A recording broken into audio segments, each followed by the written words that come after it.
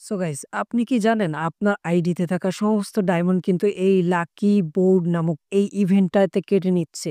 So কেন কেটে নিচ্ছে, কি জন্য কেটে নিচ্ছে? যদি আপনি এই সতর্কটা না হন, আপনি যতবার এই লাকি বোল্ট ইভেন্টটাতে ক্লিক করবেন ততবার কিন্তু আপনার ডায়মন্ড কাটতে থাকবে। আপনার অ্যাকাউন্টে যদি ডায়মন্ড থাকে ১,০০০-১,২০০, আপনার ডায়মন্ড 0 হতে জাস্ট ৪ থেকে ৫ মিনিটই যথেষ্ট এই ইভেন্টের জন্য। তো এই ইভেন্টে কি করলে তোমার ডায়মন্ড কাটবে না? আর তুমি কি করলে এই ডায়মন্ডের এই ইভেন্টটা তুমি সহজেই কমপ্লিট করতে পারবে? তো আজকে দেখাতে চলেছি সেই ভিডিওটাই। ১ম এই দেখাবো এমন একটা ট্রিক্স, যে ট্রিক্সটা তুমি এপ্লাই করলে এই ভিডিওতে থাকা সমস্ত রিওয়ার্ড কিন্তু তুমি অল্প ডায়মন্ডের ভিতরে পেয়ে যাবে। সো এই ২ টা টিপস অ্যান্ড ট্রিক্স দেখার জন্য কিন্তু অবশ্যই ফুল ভিডিওটা দেখা লাগবে। তো ফুল ভিডিওটা শুরু করার আগে আপনাদের কাছে একটা রিকোয়েস্ট করতে চাই। যারা আমার এই চ্যানেলে নতুন আছেন অবশ্যই চ্যানেলটাকে সাবস্ক্রাইব করে সাথে থাকবেন। এমনকি দেখতেই পাচ্ছেন আমার চ্যানেলটার দিকে লক্ষ্য করলে দেখবেন আমি কিন্তু নতুন YouTube এ আসছি। সো অনেক আগে আসছিলাম, আপনাদের সাপোর্টের জন্য কিন্তু আমি সমস্ত কিছু ছেড়ে দিছিলাম। তো ভালোবাসা ফুরায় নাই, তার জন্য আবার ব্যাক করলাম YouTube এ। সো অবশ্যই আপনাদেরকে সাপোর্ট করতেই হবে।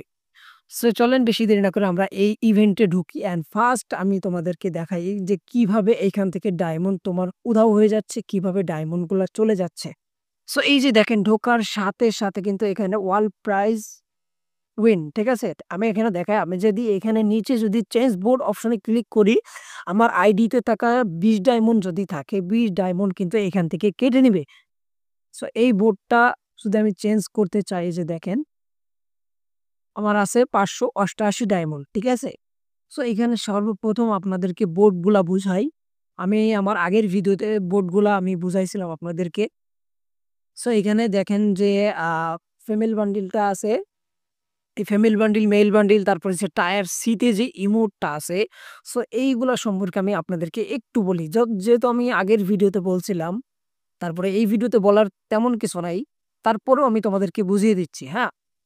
সো এখানে দেখেন টায়ার এ তে একটা বান্ডিল আছে, টায়ার বি তে একটা বান্ডিল আছে অ্যান্ড টায়ার সি তে একটা ইমোট আছে। তো এই একটা ইমোট, একটা রিওয়ার্ড ABC, আপনি এই রিওয়ার্ড গুলো যদি সহজেই পেতে চান তো কিভাবে পাবেন? এখানে দেখেন আপনি যদি এখানে না জেনে যদি আপনি এখানে স্পিন করতেই থাকেন, আপনার আইডিতে লাখ ডায়মন্ড থাকলেও আপনার এই রিওয়ার্ডটা আপনি কখনোই পাবেন না।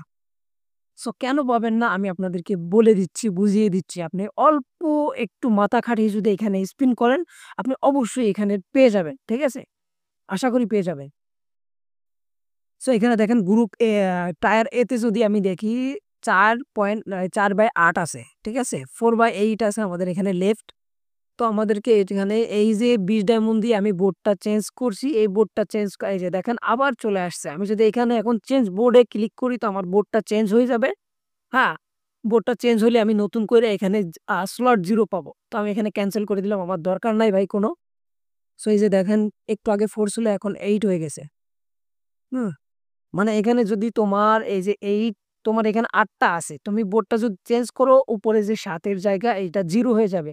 মানে এই এতটুক সময়ের ভিতরে কিন্তু তোমাকে বের করতে হবে। যদি তোমার আগে ৭ জন ৮ জন মানুষ বের করে ফেলে তাহলে তুমি রিওয়ার্ড পরের বোর্ডে পাবে। মানে তোমাকে ২০ ডায়মন্ড দিয়ে আবার বোর্ডটা চেঞ্জ করতে হবে। সো এইরকম ভাবেই কিন্তু এখানে টায়ার বি তে আছে ৮.৮, এই ৮/৮।